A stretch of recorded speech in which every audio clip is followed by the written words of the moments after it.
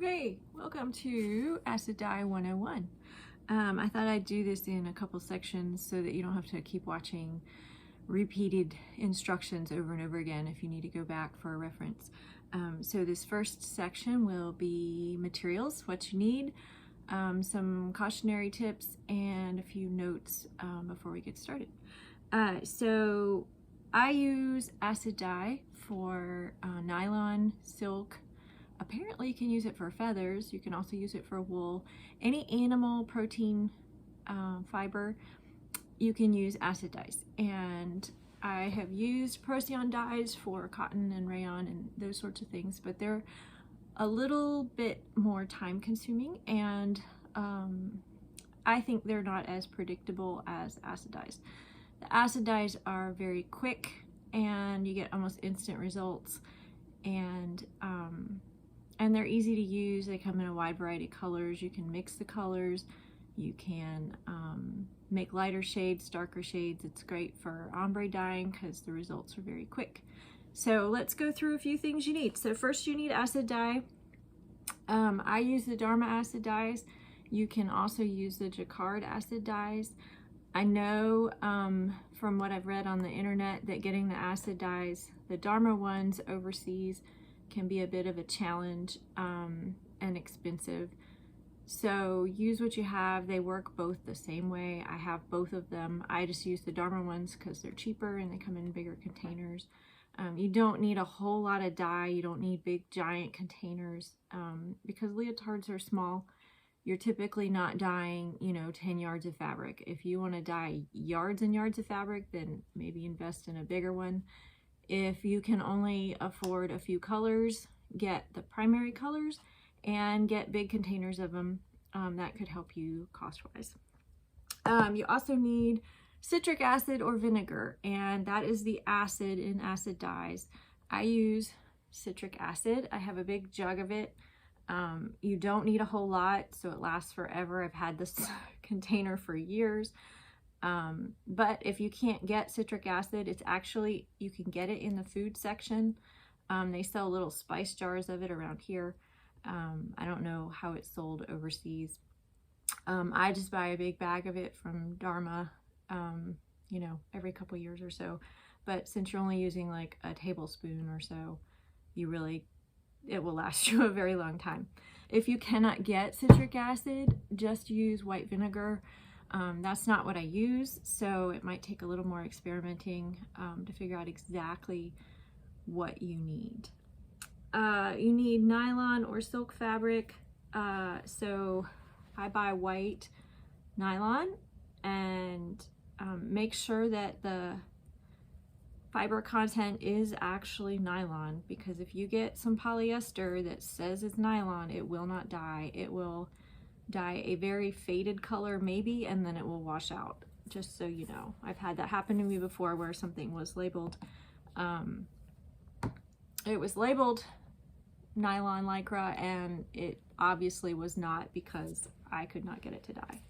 You can also easily dye mesh, which is one of the things that I really love about being able to dye my own fabrics, is that I have the exact matching mesh, and I don't have to try to buy matching mesh to match lycra that may or may not be the right shade, same dye lot, that sort of thing.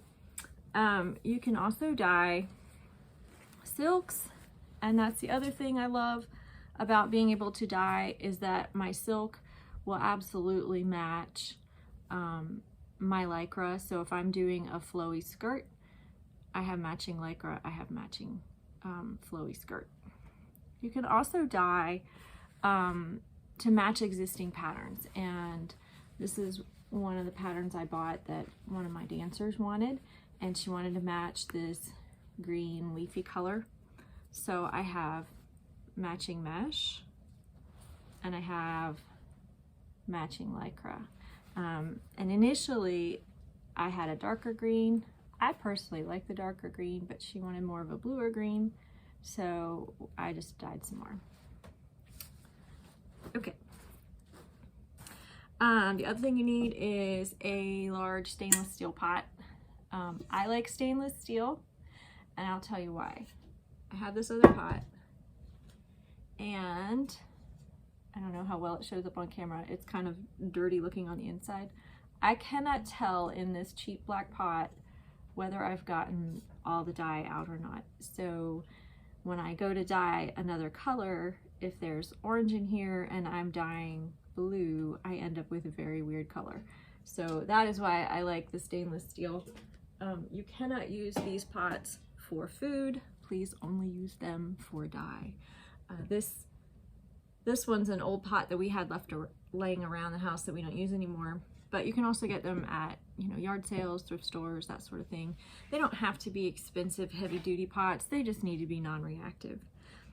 The other thing you're going to need is, these are kind of in short supply right now. I have a stash of them that I hoarded. Well, I gave most of them away, and then I kept 2 for me because I knew I was going to be dying, and I didn't know whether I'd be able to get them again. You need some sort of a mask that has filtration on it. You do not want to get dye particles in your lungs, so please wear a mask every time you open that container. Once it's mixed in water, it's fine, but when it's just powdered, you don't want this to be in your lungs or your nose or anything, and it really does go airborne. If you put down a wet paper towel, you can kind of see sometimes it will collect color. So it does, you know, kind of disperse, but you have to be very careful.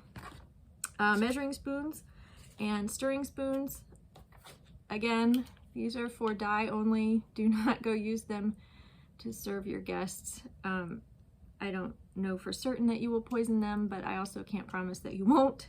So please use these specifically for dye. And again, you can get them at used, or you can, raid your grandmother's kitchen for stuff she never uses anymore and won't miss.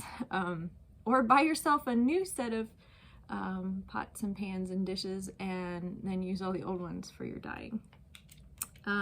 You're also going to need a burner. You can either use just like a little electric burner, you can use, I have a stove, whatever you need. You're going to have to heat up your water. Mason jars, these are my favorite for mixing and testing, because you can pour hot water in here and it's not going to shatter. So I use the mason jars for mixing the dye concentrate, and I also use it when I'm doing test swatches, and I'll show you how to do those, how I do those later. They are a good size. You can actually dye quite a bit of fabric in here. You can't dye really good solid colors, but you can get some really interesting effects by shoving your fabric into a mason jar, especially if you have more fabric than really wants to fit in a mason jar. And then another thing you need is Synthropol soap. It's, you don't need a whole lot. It's for rinsing after you're done. You can just use dish soap if you want and wash it in the sink really good, but I tend to throw it all in the washing machine. And you can throw mixed colors in the washing machine, it doesn't really matter, with some Synthropol and wash it out. That's the quickest, easiest way, and then I just throw it in the dryer. One note with silk and nylon is to wash it on cold, and tell your clients to wash their leotards on cold and hang dry. You don't want to fade the colors, and I've heard that hot water can fade the colors on silk and nylon. So I don't know how often they really wash these costumes, but please only wash them on cold. And I think